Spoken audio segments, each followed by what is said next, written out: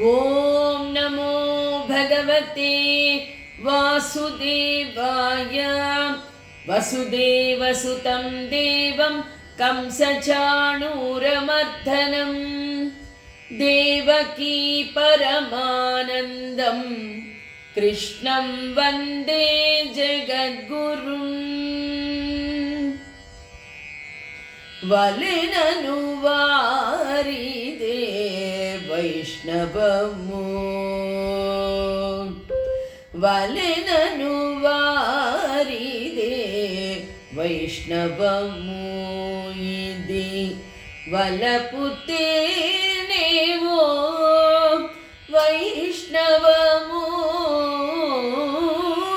వలెనను వారిదే వైష్ణవము. కోరికలుడుగుచు గురి నిన్నిటిపై, కోరికలుడుగుచు గురి నిన్నిటిపై, వైరాగ్యమే పో వైష్ణవము. సారెకు కోపము చలమును తనలో వారిచుటేవో వైష్ణవము. వలెనను వారిదే వైష్ణవము. ఇది వలపుతేనేవో వైష్ణవము, వలెనను వారిదే వైష్ణవము. భగవద్భక్తులారా, మీరందరూ కూడా ఈరోజు ముఖ్యంగా కార్తీక శుద్ధ ఏకాదశి రోజు ఆ స్వామిని మనసా వాచ కర్మణ అర్చించుకొని ఉంటారు. ఆత్మబంధువులందరికీ కూడా కార్తీక శుద్ధ ఏకాదశి శుభాకాంక్షలు. ఈ అన్నమాచార్య కీర్తనలో నిజమైనటువంటి వైష్ణవము ఏది అని చక్కటి అర్థంతో ఆ అన్నమయ్య రాశాడు.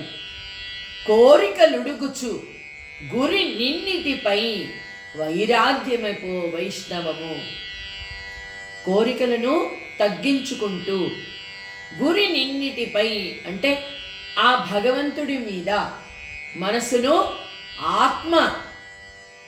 ఆత్మతో దృష్టిని చూస్తూ ఆత్మను పరమాత్మలో ఐక్యం చేయడమే నిజమైనటువంటి వైరాగ్యము, అదే వైష్ణవము అని అన్నమయ్య చెప్తూ ఉన్నాడు.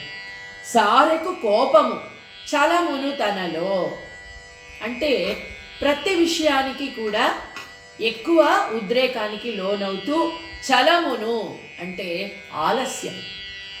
ఏది మనము వెంటనే ఒక కర్మ చేయదలుచుకున్నప్పుడు దానిని ఎక్కువగా పోస్ట్పోన్ చేయడం అంటాం కదా మనం. ఇంకోసారి చేయొచ్చు, రేపు చేయొచ్చు, ఎల్లుండి చేయొచ్చు అని ఆ విధంగా ఆలస్యము చేయకూడదు. మంచి పని చెయ్యాలనుకున్నప్పుడు ఆలస్యం అమృతం విషం అని పెద్దవాళ్ళు చెప్తారు కదా. అందుకని ఆ మంచి కార్యాన్ని వెంటనే నిర్వర్తించడము ఇదే నిజమైనటువంటి వైష్ణవము అని అన్నమయ్య రాసినటువంటి చక్కటి ఈ కీర్తనతో మోక్ష సన్యాస యోగంలో మనం అడుగు పెడుతూ ఉన్నాం. ఆ స్వామి ఏం చెప్తూ ఉన్నాడో చూద్దాం. ఏతాన్యపి తు కర్మాణి సంగం త్యక్త్వా ఫలాని చ కర్తవ్యానీతి మే పార్థ నిశ్చితం మతముత్తమం. అంటే కర్మల గురించి చెప్తూ ఉన్నాడు ఆయన. ఎలాంటి కర్మలను విడిచిపెట్టాలి, ఎలాంటి కర్మలను మనము అనుష్ఠానం చెయ్యాలి. ఇక్కడ మహాయజ్ఞము మొదలైనటువంటి కర్మలు సక్రమంగా నిర్వర్తించబడినప్పటికీ కూడా మనుష్యుడు ఎలా ఉండాలి? కర్తృత్వ అహంకారాన్ని విడిచిపెట్టాలి. అంటే ఏతాన్యపితు కర్మాణి సంగం త్యక్త్వా ఫలాని చ. చూడండి, ఉదాహరణకు ఎవరైనా ఒకరి సహాయంతో మనం ఎక్కడైనా తీర్థయాత్రలకు వెళ్తున్నాం, అలాగే ఒకరి ధనాన్ని ఉపయోగించుకొని ఏదైనా కార్యక్రమాన్ని చేస్తూ ఉన్నాం, కలిసి చేస్తూ ఉన్నాం. అలాంటప్పుడు కర్తృత్వ అహంకారం, ఇది నేను మాత్రమే చేస్తున్నాను, ఈ కర్మ నా చేత మాత్రమే చేయబడింది, అందుకే దీనికి అంత గొప్పదనము, తప్పు. అలాంటి కర్తృత్వ అహంకారాన్ని విడిచిపెట్టాలి. కలిసి అందరితో మంచి కర్మలు నిర్వర్తించవచ్చు, కానీ ఫలాన్ని ఎప్పుడు కూడా భగవంతుడికి సమర్పించాలి. అలాగే కర్తృత్వ అహంకారము ఉండకూడదు.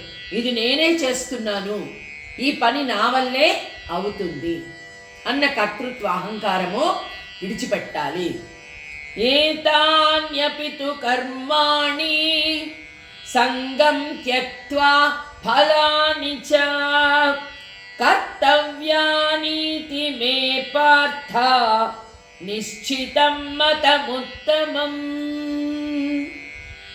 అంటే చూడండి, ఒక రాజు ఉన్నాడు అనుకోండి, ఆ రాజుకు సహాయం చేయడానికి యుద్ధంలో ఇంకొక సేవకుడు వెళ్ళాడు.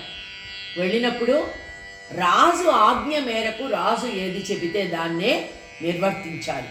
అంతేకాని నేనే ఈ రాజుకు ముఖ్యమైనటువంటి పక్కన సేవకుడిని, నేను సహాయం చేయకపోతే రాజు ఏమీ చేయలేడు. దీన్నే కర్తృత్వ అహంకారం అని అంటారు.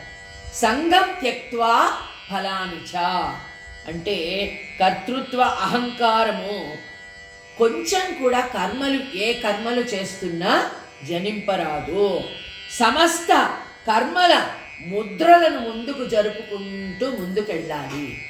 అంటే ఎవరి కర్మను వాళ్ళు సక్రమంగా, అంటే ఏది ఆలోచించకుండా ఆరంభంలోనే అన్ని ఫలాశలను విడిచి నిర్వికారంగా నేనిది చేస్తూ ఉన్నాను అనుకోకుండా ఇది జరుగుతూ ఉంది, ఈ కర్మ ఎలా జరగాలో అలా జరుగుతుంది, కానీ నేను చేయడం వరకే, ఆ తర్వాత స్వామి నీవే బాధ్యుడివి, నేను నిమిత్త మాత్రుడిని అని కర్మలను ప్రారంభించాలి.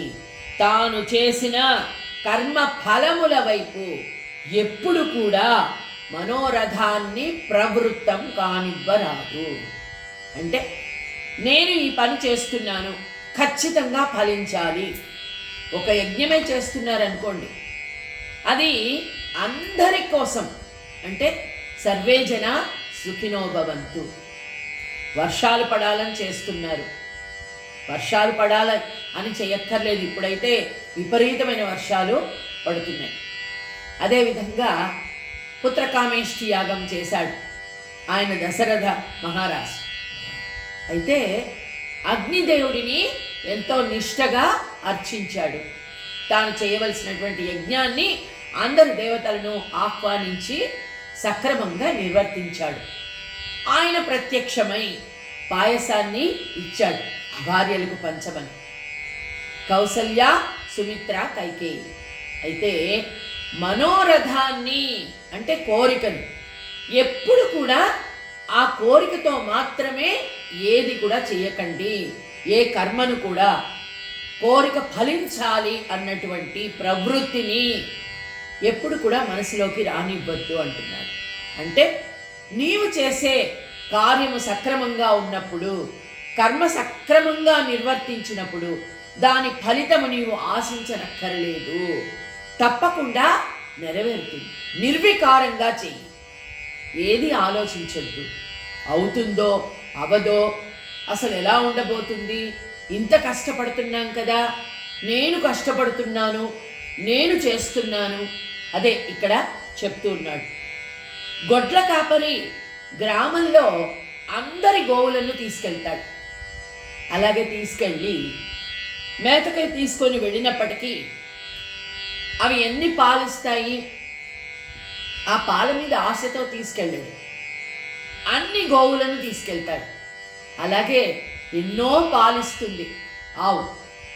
ఇన్ని పాలే నాకు కావాలి, ఇన్ని పాలు ఇవ్వాల్సిందే అని ఎప్పుడు ఆశించడు. ఆ ఆవు ఎన్ని పాలను ఇవ్వగలిగితే అన్ని పాలను ఇస్తుంది. ఎన్ని పాలు వస్తే దానిని బట్టి అతడు వాటిని విక్రయించి ధనాన్ని తీసుకుంటాడు అందరికీ. కానీ ఇన్ని పాలే కావాలి, నాకు ఇంత ధనమే కావాలి అని ఎప్పుడు కూడా ఆ గొడ్ల కాపరి కూడా అనుకోడు. అంటే ఫలము ఎంత వస్తే అంతే మనకి సంతోషంగా అనుభవించాలి. పెద్దవాళ్ళు అదే చెప్తారు, ప్రాప్తం, నీకెంత ప్రాప్తమో అంతే నీకు సిద్ధిస్తుంది. కర్మ చేయడం వరకే నీ వంతు, అది ఇక్కడ చెప్తున్నాడు. ఇక్కడ పురుషునిచే కర్మలు వనర్చబడినప్పుడు అతనికి ఆవశ్యకముగా ఆత్మస్వరూపము ప్రాప్తిస్తుంది. కాబట్టి ఈ దేహాభిమానాన్ని విడిచి యథాస్థితంగా తన కర్మలను తను నిర్వర్తించాలి. అది నియతస్య తు సన్యాసః కర్మణో నోపపద్యతే మోహాత్తస్య పరిత్యాగః తామసః పరికీర్తితః. నియతస్య తు సన్యాసః కర్మణో నోపపద్యతే. అంటే చూడండి, అంధకారం ఉంది, చీకటి ఉంది, దాన్ని విపరీతమైన కోపంతో నిందించి నీ కళ్ళు సరిగ్గా చూడలేకపోతే అంధకారంలో ఏం చేస్తాం? దీపం వెలిగించుకుంటాం. అంతేగాని మన కళ్ళను మనమే పొడుచుకుంటామా? పొడుచుకోను. అంటే ఇక్కడ నియతస్యతు సన్యాసః, దేనిని విడిచిపెట్టాలి? కర్మణో నోపపద్యతే. కర్మలు బంధకరంగా ఉంటాయి.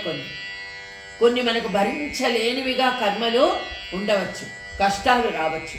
కానీ విధిని ఎప్పుడు కూడా నిందించొద్దు. విధిని తప్పకుండా మనము ఎదుర్కోవలసిందే, అది కష్టమైన సుఖమైన.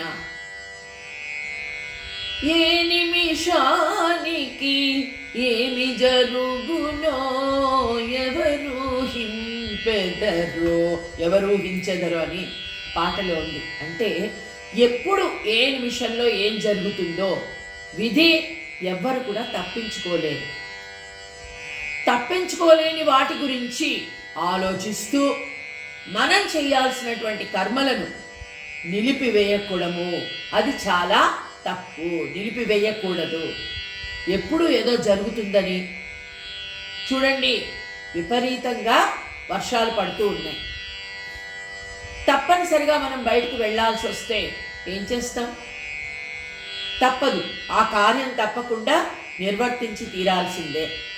గొడుగు చేతిలో పట్టుకుంటాం, అలాగే ఒక కారులో వెళ్ళడమో లేదంటే సేఫ్టీగా ఏది సేఫ్టీగా ఉంటుందో అది తీసుకొని మనము వెళ్ళిపోవాలి. అలా అని వర్షం వస్తుందేమో, పెద్దదవుతుందేమో, ఎలా వెళితే ఎలా, ఇలా ఆలోచిస్తూ కూర్చుంటే ఏ కార్యం కూడా సక్రమంగా జరగదు. అదేవిధంగా ఇక్కడ ఏం చెప్తున్నాడు ఆయన? కర్మలు బంధకరంగా ఉన్నప్పటికీ కర్మలను నిందించొద్దు అంటున్నాడు. అసహ్యించుకోవద్దు. నా కర్మ అంటాం మనం బాధపడినప్పుడు, ఎక్కువ బాధపడినప్పుడు కర్మ అని ఇలా తల మీద కొట్టుకుంటారు. అంటే ఇంకొంచెం కర్మ పెరిగిపోతుంది అని మా నాయనమ్మ గారు చెప్పేవాళ్ళు. అమ్మ, కర్మ సంతోషంగా అనుభవించాల్సిందే, సాక్షాత్తు రమణ మహర్షికే తప్పలేదు కదా అని ఇప్పుడు చెప్పేవాళ్ళు. అలాగే ఆ సీతమ్మ తల్లి సాక్షాత్తు శ్రీ మహాలక్ష్మి, ఆమెకే వనవాసము తప్పలేదు. అలాగే రావణాసురుడు తీసుకెళ్ళిపోయాడు ఆమెను. ఎన్ని కష్టాలు అనుభవించిందా తల్లి. ఆ సాక్షాత్తు దేవతలకే తప్పనప్పుడు మనం ఎంతటి వాళ్ళము? ఇవి పెద్దవాళ్ళు చెప్తూ ఉంటారు. కాబట్టి కర్మ ఎలాంటిదైనా సంతోషంగా అనుభవించాలి, వాటిని నిందించకూడదు.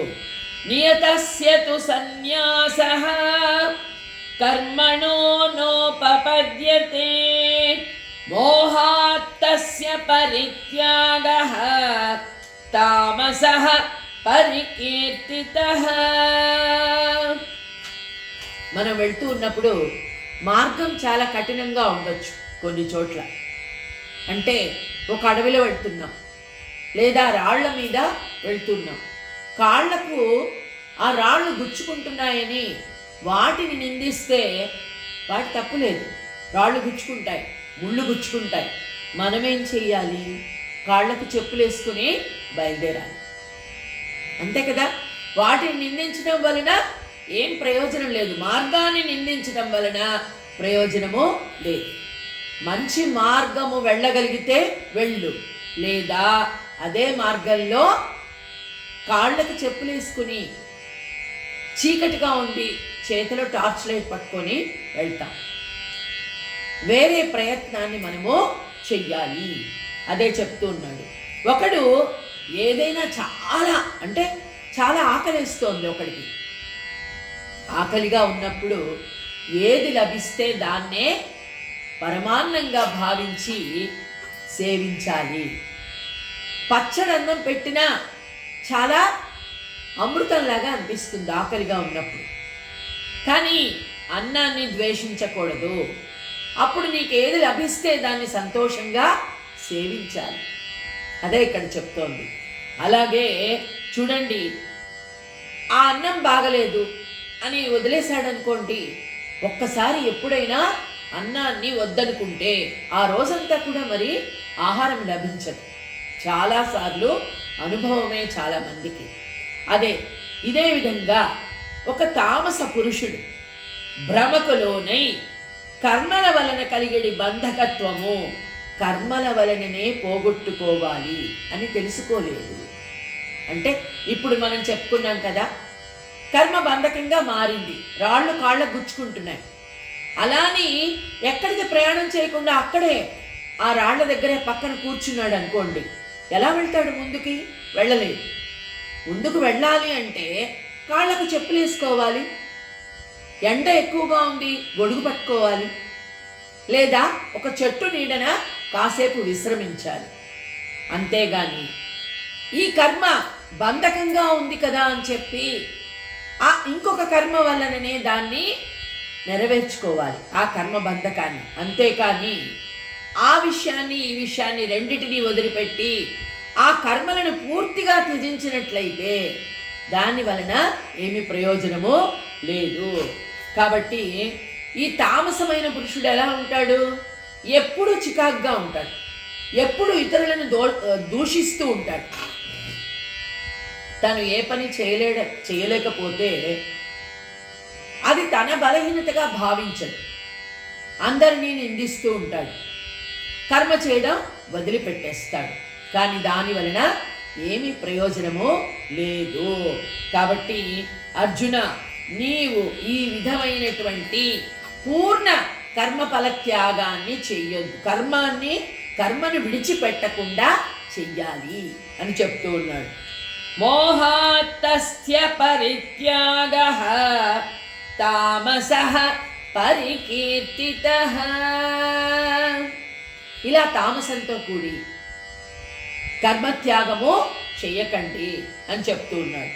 ఇక దుఃఖమిత్యేవ యత్కర్మ కాయక్లేశ భయాత్వజేత్ సకృత్వా రాజసం త్యాగం నైవ త్యాగ ఫలం లభేత్. దుఃఖమిత్యేవ యత్కర్మ కాయక్లేశ భయాత్యజేత్. అంటే మన శరీరంతో చేసేటువంటి కర్మలు మామూలుగా ఫలానా కార్యం చేయడానికి నేనే అధికారిని, కానీ దానిని ఆచరించడం నా కర్తవ్యం. ఇప్పుడు రోడ్డు మీద తార్ రోడ్డు వేస్తూ ఉంటారు. తార్ రోడ్డు వేయడానికి ముఖ్యమైనటువంటి అధికారులు ఇంతకుముందు చూసుకున్నట్లయితే సూపర్వైజర్స్, అలాగే ఎగ్జిక్యూటివ్ ఇంజనీర్స్, వీళ్ళందరూ కూడా ఆ రోడ్డు మీద నిలబడి ఎండలో ఎలా వెయ్యాలో, సక్రమంగా రోడ్లు ఉండాలి అంటే ఇంత కలపాలి, తారు ఆ రాళ్ళ కంకర ఇంత కలపాలి, ఇలా వెయ్యాలి అని సక్రమంగా ఆ కార్యక్రమాన్ని నిర్వర్తించడానికి వారి ప్రయత్నం వాళ్ళు చేసేవాళ్ళు. కాబట్టి ఇప్పుడు కూడా రోడ్లు చాలా బాగుండేవి. అలాగే అంటే ఏదైనా కార్యాన్ని నిర్వర్తించాల్సినప్పుడు నేను దీనికి అధికారిని కాబట్టి దీనిని నేను సక్రమంగా నిర్వర్తించాలి అని ప్రతి మనిషి అనుకున్నట్లయితే ఆ కార్యం చాలా చక్కగా గడిచిపోతుంది. అంతేగాని అది ఎలా ఉంటే ఏంటి, నాకేంటి సంబంధం అని అనుకున్నాడు అనుకోండి, అప్పుడు ఆ కార్యక్రమం సరిగ్గా జరగదు. అనేక మంది దాని వలన చాలా కష్టం పడాల్సి వస్తుంది. కాబట్టి చూడండి, కర్మలో గల ప్రారంభ భాగము కొంతకాలం వరకు కష్టంగానే ఉంటుంది. అంతే కదా, మనం ఏదైనా పని ప్రారంభించినప్పుడు కొత్తలో చాలా కష్టంగా అనిపిస్తుంది కదా. ఒకరు నేర్చుకోవాలి, పాటలు నేర్చుకోవాలి అనుకున్నారనుకోండి, పాడాలనుకున్నారనుకోండి, గొంతు బాగాలేదు, మొదట్లో చాలా కష్టపడతారు. ఆ తర్వాత పాడుతూ పాడుతూ పాడుతూ ఉంటే మంచి శ్రావ్యమైన గొంతు తప్పకుండా వస్తుంది. సాధనమున పనులు సమకూరు ధరలోన. మొట్టమొదట కష్టంగా ఉందని చెప్పి దానిని ప్రారంభంలోనే వదిలేస్తే అప్పుడేమీ ఎవ్వరూ ఏమీ చేయలేరు.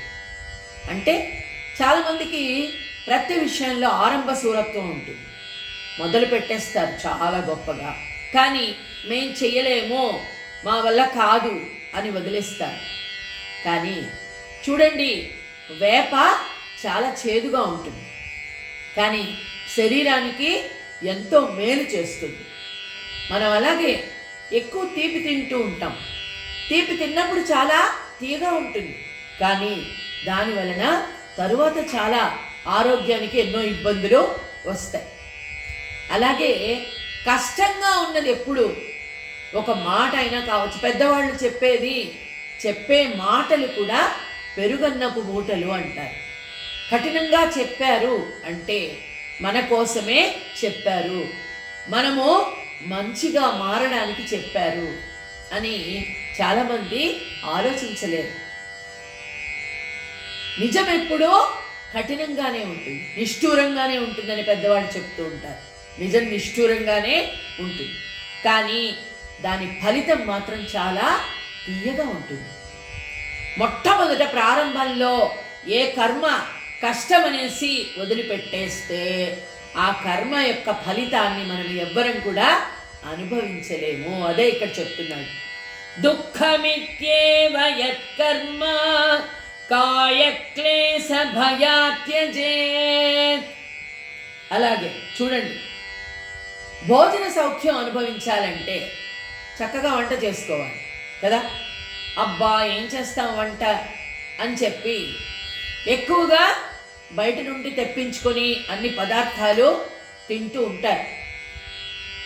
కొంచెం ఆ బద్ధకం మానేసి హాయిగా సంతోషంగా మన వంట మనం వండుకున్నాం అనుకోండి, అది ఆరోగ్యానికి చాలా మేలు చేస్తుంది. అంతేకాకుండా తినడానికి కూడా చాలా రుచిగా ఉంటుంది, శుచిగా ఉంటుంది కదా భోజన సౌఖ్యం లభించాలంటే.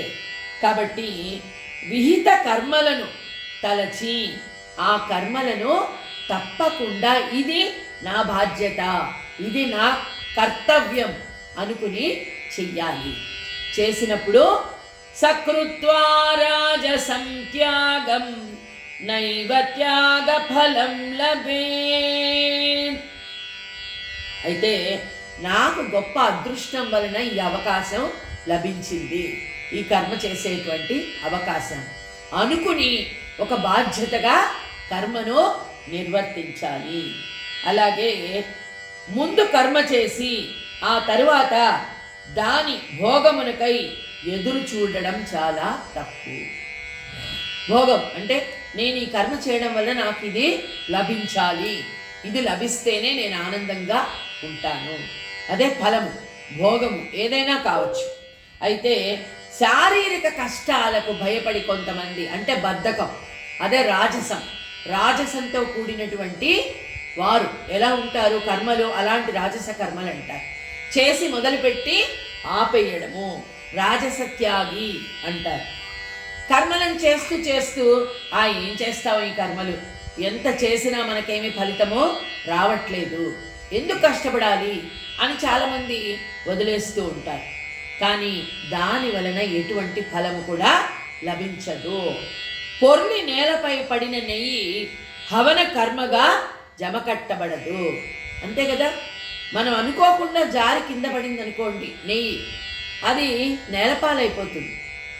అది యజ్ఞంలో పోస్తేనే అది యజ్ఞ కర్మకు ఉపయోగపడుతుంది. అంతే కదా, హవన కర్మగా జమకట్టబడుతుంది. హవనంలో వేస్తే కింద పడితే ఏమవుతుంది, భూమి పాలకు వృధా అయిపోతుంది. అదేవిధంగా ఎవరైనా నీటిలో మునిగి జల సమాధి అయిపోయాడు అనుకోండి, కావాలని ఆత్మహత్య చేసుకున్నట్లయితే దాన్ని ఎవరు కూడా హర్షించరు. అది నిజమైనటువంటి జల సమాధి కానే కాదు. కావాలని అంటే సన్యాసపూర్వకంగా చాలామంది సన్యాసులు జల సమాధి అవుతూ ఉంటారు. అది అంటే ఒక మోక్ష కార్యక్రమంలో పాల్గొనడానికి చేసినటువంటి కర్మ. అలా కాకుండా ఆత్మహత్య మహాపాపము, బలవంతమైనటువంటి మరణము వలన ఫలము లభించకపోగా ఎంతో పాపం చుట్టుకుంటుంది. అదే ఇక్కడ చెప్తూ ఉన్నాడు. అంటే ప్రభాత సమయంలో నక్షత్రములనన్నింటినీ కబళించి వాటిని లోపింపచేయు రీతిని. నక్షత్రాలు రాత్రిపూట ఆకాశంలో వెలుగుతూ ఉంటాయి, వెలుగునిస్తాయి. అనుకోకుండానే ప్రభాత సమయం పగలు అవి కనిపించకుండా పోతాయి కదా. అదేవిధంగా కర్మలు వాటంతటకవే కొన్ని ఎప్పుడు ఆగిపోతాయి అంటే ఆత్మజ్ఞానోదయము.